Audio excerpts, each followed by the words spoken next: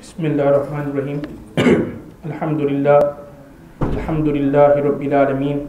Wassalatu wassalamu ala Sayyidil Ashrafil Anbiya'i wal Mursaleen. Sayyidina Muhammadi wa ala alihi wa ashabihi ajma'een. Amma ba'd. Fa'udhu billahi minash shaitanir rajim. Bismillahir Rahmanir Rahim.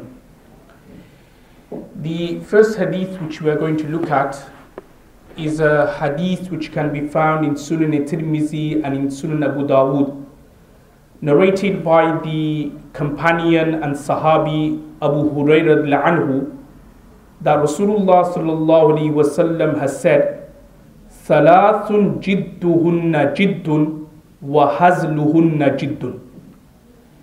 That there are three things where when a person says it out of seriousness, jiddun, i.e. its consequences are also serious in terms of it becomes affected and the ahkam and the consequences happen.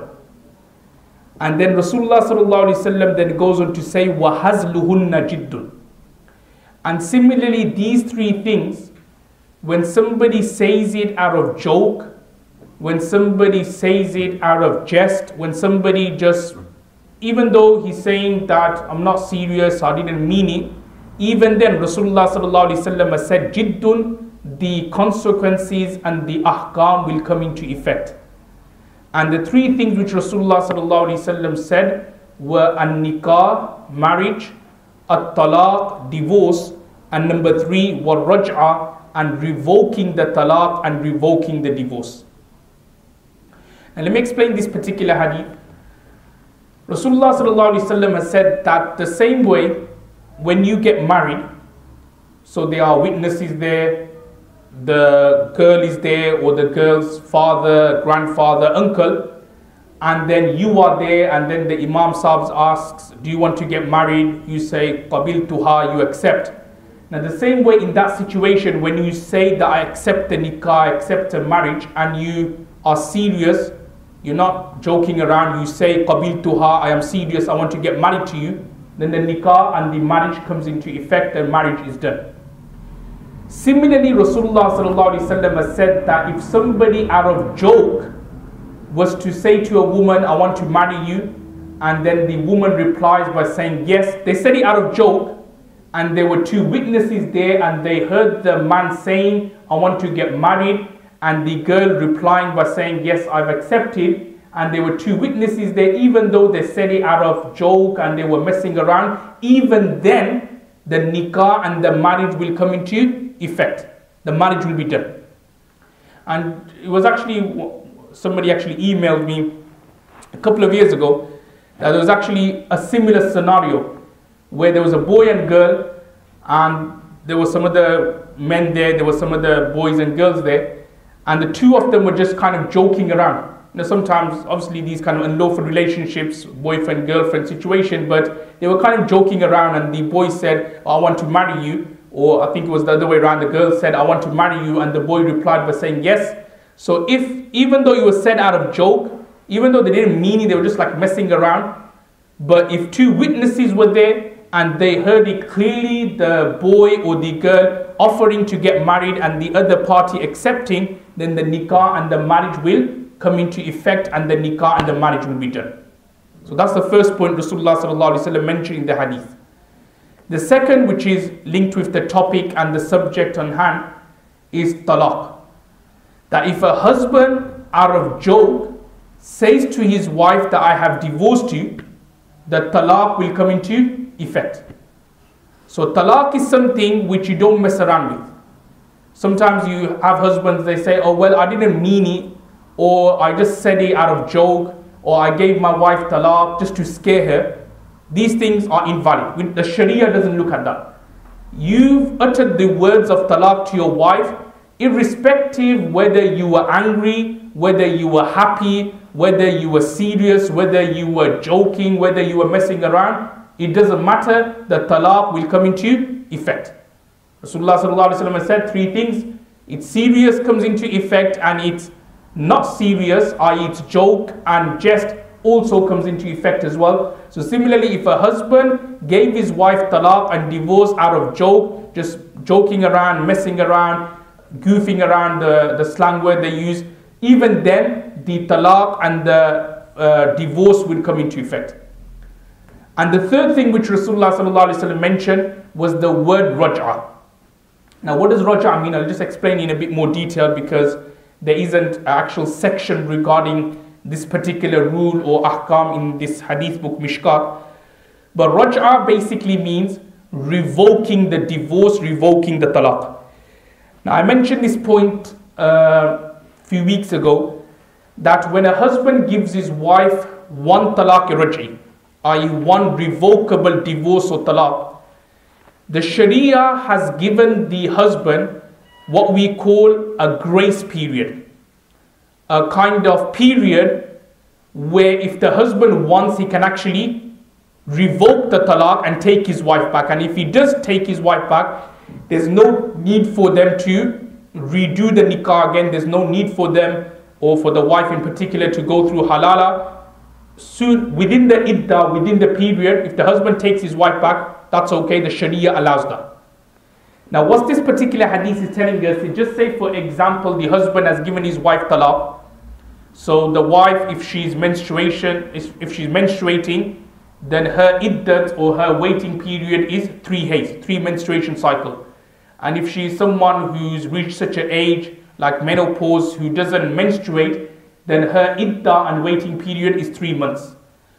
Now just say for example, if the husband within the 3 months or the 3 menstruation cycle, if by joke he takes his wife back, he says to his wife, even out of joke, oh, I've taken you back now. So even though he said it jokingly, the Sharia or the hadith says that it's shar'an, it's considered that he has taken his wife back.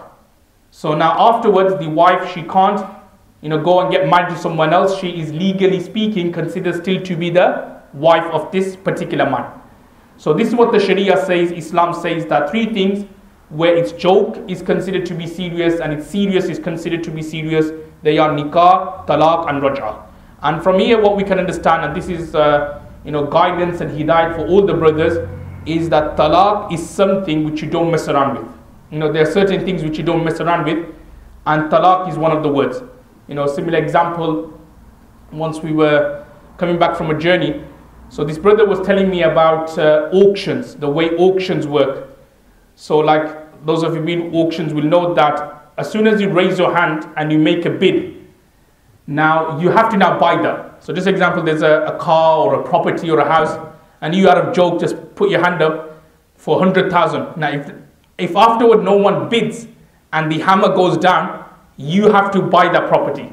You can't say to that person, no, I was joking, I was just joking and messing around here. No, you have to buy that property for £100,000. And if you don't buy it, then they'll send bailiffs to your house and they'll repossess all your property and they'll recoup the money.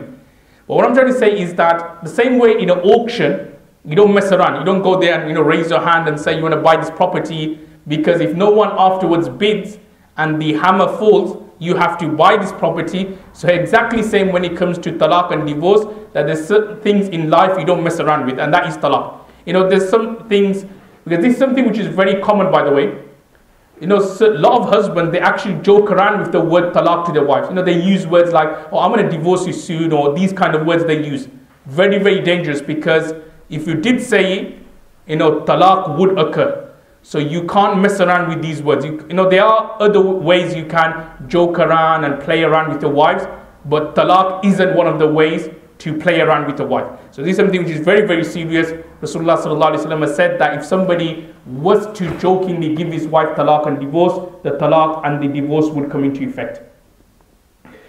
The next hadith which we're going to look at is a hadith which can be found in Sunan Abu Dawood, Sunan Ibn Majah, narrated by Hazrat Aisha anha, that Rasulullah sallallahu alaihi wasallam has said, "La talaqa wa la itaqa fi ighlaqin," which means that talaq does not come into effect, and similarly itaq means azadi, freeing a slave or a gulam, fi ighlaq, when a person has been forced, when a person is majboor when he is being forced, then talaq and azadi and freeing a slave does not come into effect, or is not considered to be valid.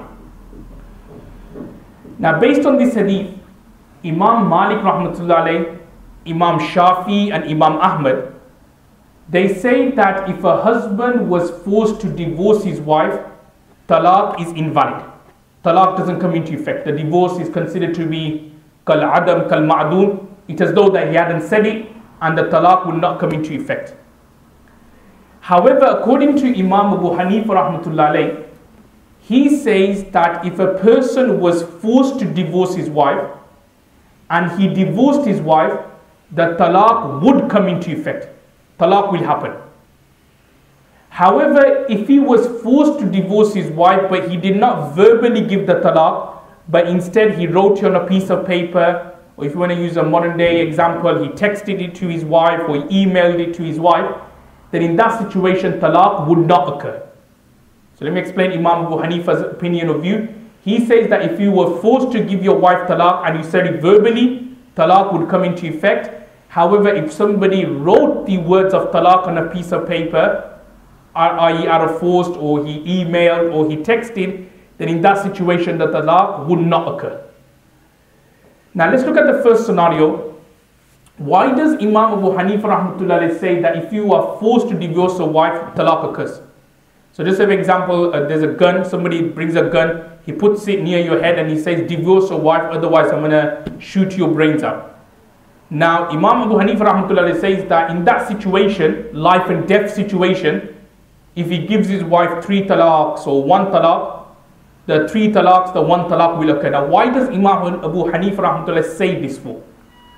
Now, it's mentioned in the books of fiqh that the reason why Imam Sahib rahmatullah says this is because, and I'll explain this again, is because this person here had a choice of 2 things.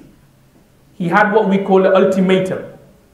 Ya to he gives talaq to his wife, ya to apne biwi ko talaq de de, either he does that, or the second option is life and hayat, death. Because he had 2 options here. He had either he gets killed, the bullet is fired and then he dies, or the second option is he divorces his wife. So when we look at it, when a person is given an option, you're not actually forced, are you? Forced, what do we call forced? Istirad means where basically it's a proper life and death matter where there's no other alternative. But here there is actually an alternative. He's had 2 choices, either he dies or he takes the second option where he can live but his wife's going to go away. So what's he done is that he's taken the second option where he's alive but he loses his wife. So because that person had certain degree of control in the decision, because we're going to look at another hadith that where you don't have any control at all, then talaq doesn't occur. However, in this situation here, because he had some degree of control, so therefore talaq occurs. So that's why Imam Hanifa rahmatullah says that if he not verbally said it, talaq would occur. However, if he didn't verbally say, because the main thing when it comes to talaq and divorce is to say verbally, but so if he didn't verbally say the talaq but he wrote it down out of force, so again there was a gun there, or the person threatened him that if you don't divorce your wife, then I'm going to do this to you, that to you. So this person out of force, he then wrote the words of talaq on a piece of paper, or he emailed it, or he texted it, then in that situation the talaq will not occur. However, if he verbally said it, the talaq will come into effect and the talaq will happen. Because the next hadith afterwards, similar to what I've just mentioned regarding force and control, in another hadith which can be found in Sunan al-Tirmizi, again narrated by Abu Hurairah anhu, that Rasulullah sallallahu alaihi wasallam has said, "Kullu talaqin jaizun." That every talaq which is given, jaizun, i.e. nafizun, i.e. comes into effect. Illa talaq al-ma'tuh, except the talaq of that person who is ma'tuh. And what does ma'tuh mean? Rasulullah sallallahu alaihi wasallam then explains, wal maghlub ala aqlihi, that someone who's mentally not there, who doesn't have control over his mental health, or he's got no control over his thinking or his brain or his actions, then Rasulullah sallallahu alaihi wasallam has said that such a person's talaq or divorce would not occur. Now, keeping this hadith in mind, we can derive so many rulings. So from this we can understand that if a person who's majnoon, who's mad, and obviously mad here means like either mentally, terminally, medically, or any other degree of madness or junoon, if someone was to, a mad person was to give his wife talaq or divorce, talaq will not occur. Okay, but remember this term junoon or madness, it has to be something certified by a doctor. Because sometimes what happens, people, they give their wives talaq and then they say, oh, I was mad then. Okay, so you can't just be mad at that time and then the rest of the time you're all hunky-dory and everything's okay. You have to be mad all the time. So if somebody is like, has been certified by a doctor or someone that this person is majnoon, then fair enough, his talaq will not occur. Because obviously you have people sometimes, they give their wife talaq, they knew what they were doing, but then they say, oh, Mufti Sahib, I was mad at that time. So obviously you can't just be mad sometimes and be good and healthy the other time. You have to be healthy all the time, or you have to be mad all the time. You can't be mad sometimes, one day mad and one day good. You get some people who are like that actually, that sometimes they have some bad periods, but again it has to be certified by a doctor or someone who's an expert in that field. So someone who's majnoon, his talaq does not come into effect. Similarly, if a modern day example is someone who suffers from OCD. Now OCD is this kind of like a depression illness where he always gets waswasas and doubts. Always getting doubts like, did I wash my arms properly? Did I wash my face properly? Did I wash my feet properly? Did the water touch the ankles or not? You know, some people, they have this doubt all the time that, did I give my wife talaq? Did I give my wife divorce? Sometimes what could happen is that they may read a book and it's got the words go. Something like that, something like small like go or leave, and then they start thinking in their head, or go, or have I just said go to my wife, or have I said leave to my wife? Because I mentioned these words before that if somebody was to say the words go or leave to his wife with the intention of divorce, then divorce occurs. So if somebody said the word go or leave, so he sees the word go and then he gets paranoid that he's given his wife talaq or divorce. Or just say he's reading a book and he just come across the word talaq, and then he's got this kind of waswasa and bimari that he thinks that he's given his wife talaq or divorce. So these people are called OCD. This is a very, very serious illness, and it's like it's considered to be like a mental illness actually. When you read through the NHS website, they actually do say that it is a mental illness. So again, if somebody does suffer from OCD, then his talaq will not come into effect, because he falls under ma'tu, someone who's not mentally there, always kind of like having this kind of feeling of doubts and waswasas and so on, shaks, then such a person's talaq would not come into effect. And also there's other kind of modern day illnesses or bimaris, such as you get some people, schizophrenia I think you call them, where basically they always have this thought that somebody's about to attack them, they always hear voices and so on. So again, if they were to give talaq or divorce, then their talaq and divorce would not occur. And there's so many other examples, like someone who claims that he's suffering from black magic.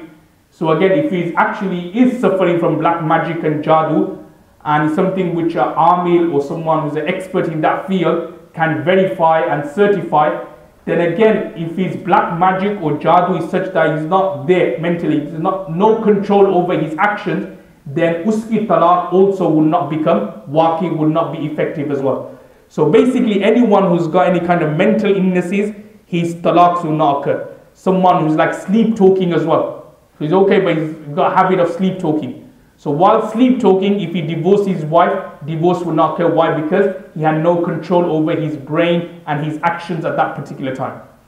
Which then takes me on to two more other rulings. Number one is alcohol or intoxicants like drugs, cannabis and so on. So just say if there is a husband who's drank alcohol, okay, who's drank alcohol, and this is something which is, nauzubillah, not something rare. It's happening a lot as well. Unfortunately, many Muslims are drinking alcohol. So what happens, he's drank alcohol, he's had quite a few glasses, quite a few cans, and now he's totally lost control over his senses, got total drunk, doesn't know what he's saying. And if at that time, just say for example, he said to his wife, talaq or divorce. Now the question is, does talaq and divorce come into effect or not? Another example could be that someone, smoking cannabis or taking drugs, and the drugs is such that it's actually totally blotted out his mind. No control of what he's saying, no control of what he's doing. Now in that situation, if a person was to give his wife talaq or divorce, does the talaq or the divorce come into effect or not? Now regarding this particular mas'ala, Imam Shafi rahmatullahi says that if somebody who's drunk or someone who has been intoxicated through drugs, cannabis and so on, gave his wife talaq or divorce, the talaq and the divorce would not occur. Imam Shafi rahmatullahi says that.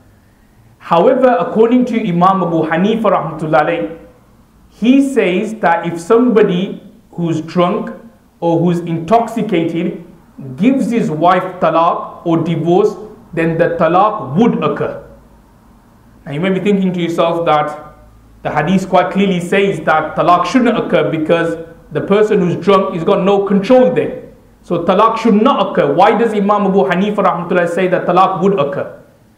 Now the reason why Imam Sahib rahimullah says that talaq would occur is not because Na'udhu Imam Hanifa is going against this particular hadith, but the reason why is more tambihan or zajran wa tawbihan, which means more out of punishment for that particular person. That why did you drink alcohol? Alcohol is something which is haram and lawful, so why did you drink it? So because you drank it, because you did something haram and unlawful, so therefore as a punishment, if you now accidentally or you didn't mean it but you gave your wife talaq, 3 talaqs, the Sharia says talaq will occur. So it's more, you could say, like a punishment. Like that's like a punishment, because obviously, as you know, if somebody drinks alcohol in a non-Islamic state, you can't punish him. In an Islamic state you can lash him 80 times for drinking alcohol, but in a non-Islamic state you can't lash him 80 times. So therefore what we then do is that things such as, like for example, his wives and so on, if he was to in that state give them talaq and divorce, then the talaq occurs, and that is considered in a way to be a saza and a punishment for him to drink alcohol and taking intoxicants, being a Muslim, where, as you know, you're not supposed to do that, but him being a Muslim, he did all those things. So as a saza and as a punishment, the rules of talaq will come into effect, and other kind of rules will also come into effect as well. So that's why Imam Hanifa rahmatullah said that someone who is taking drugs or alcohol, his talaq will come into effect. However, Imam Abu Hanifa rahmatullah does say that if somebody has become intoxicated but by taking halal or lawful medicines, then in that situation, if he was to give his wife talaq or divorce, the talaq will not occur.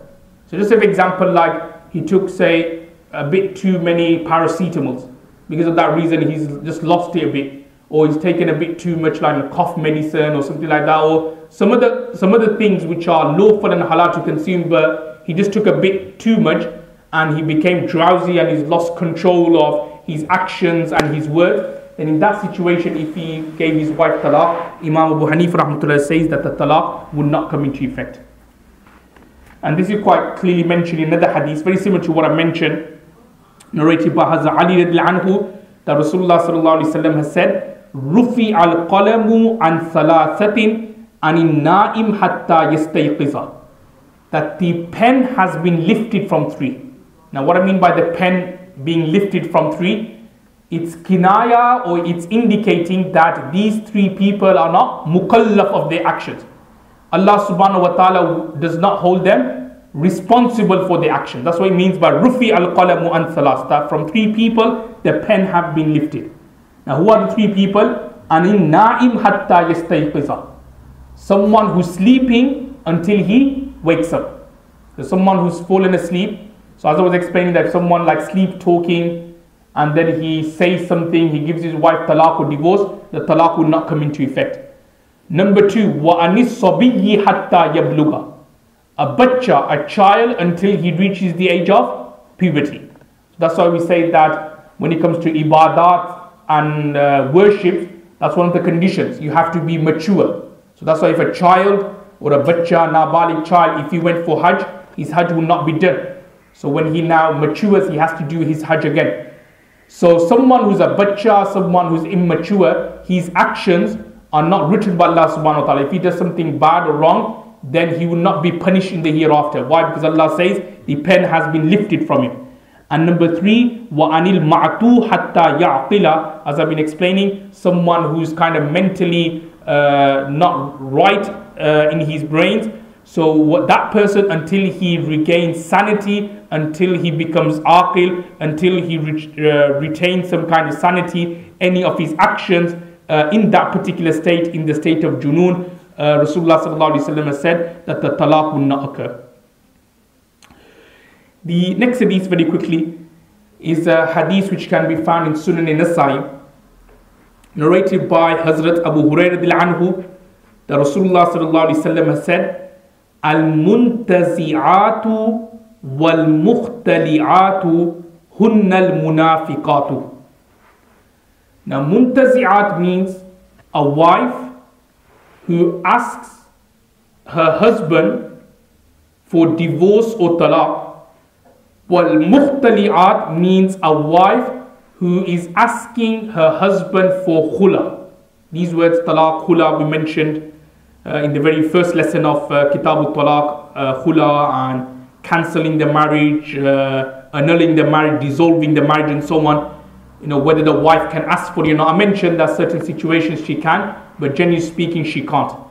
So it's mentioned that a wife who asks her husband for divorce or talaq, or who asks her husband for khula, remember, this is without any reasons. If there's a reason, a shari'i reason in terms of husband not fulfilling the wife's rights, huquqs, nafqa, maintenance, then she can ask for a separation.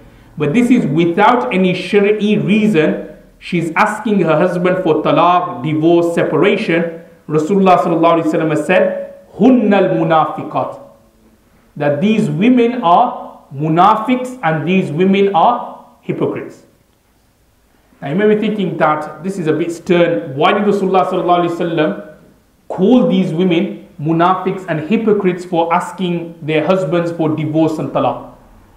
Now the reason why is because when these women are asking their husbands for divorce and talaq without any reasons, then what they are doing, they are actually acting like a hypocrite and munafiq. Now in what way?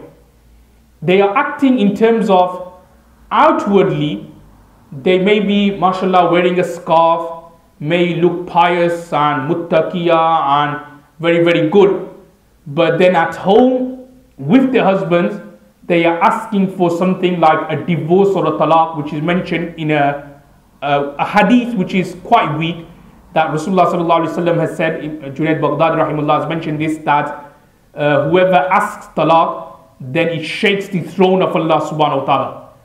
So what they are doing is that they're kind of playing a game where outwardly they think themselves to be pious, taqwa, praying salah, fasting, giving zakat and so on, but then inwardly they are then asking their husbands for talaq and divorce. So Rasulullah sallallahu alaihi wasallam has classed those women to be munafiqs and hypocrites. Remember, there are two types of nifaq or hypocrisy. One is in terms of beliefs, okay, and that is obviously what Allah subhanahu wa ta'ala mentioned in the Quran, condemns those people who outwardly they will act like Muslims and believers. They will come to the masjid, they pray namaz, they may even come on the first saf and pray namaz. Na'udzubillah, there are some stories where sometimes certain imams are also munafiqs as well. They're not actually Muslim, but they're just there in a masjid just to spy on people. So you get, like, for example, that is like nifaq in terms of beliefs, where outwardly they deem to be like, mashallah, very good practicing, but inwardly they don't believe in Allah subhanahu wa ta'ala. Then you get a second type of nifaq and hypocrisy, which everyone should actually pray to Allah subhanahu wa ta'ala to save us from. And that is that kind of nifaq or hypocrisy where we say things but we don't actually do it through actions. We say that, mashallah, you should pray namaz, yeah, but we don't pray ourselves. We encourage people to do tasbih, but we don't do it ourselves. We encourage people to be a good Muslim, a good citizen, making sure that you don't betray, you don't deceive, but then we don't do it ourselves. So that is the second type of nifaq. The nifaq fil amal, or actions. And this is what Rasulullah sallallahu alaihi wasallam described those women who outwardly they think themselves to be praying namaz, pious and so on, and people think them to be pious. However, inwardly, when they are then asking their husbands for divorce or talaq, when they are not fulfilling the rights of their husbands, then Rasulullah sallallahu alaihi wasallam described them to be hypocrites and munafiqs, but in terms of action. And remember, this also applies for husbands as well. It's not just for women. That sometimes husbands, they may think themselves to be really pious in terms of praying namaz, 5 daily prayers, jamaat, this and the congregation, doing other kind of activities and khidmat for deen, but then they don't fulfill the rights of their wives. So again, when you look at that's also nifaq as well, because you're deeming, or you're thinking yourself to be a very, very, mashallah, very, very good person. People are looking up to you, but then your actions at home are not representing what you are preaching outside. So Rasulullah sallallahu alaihi wasallam has described these people to be munafiqs and hypocrites in terms of actions, but not in terms of beliefs. We'll leave it there for this week. May Allah give us the tawfiq to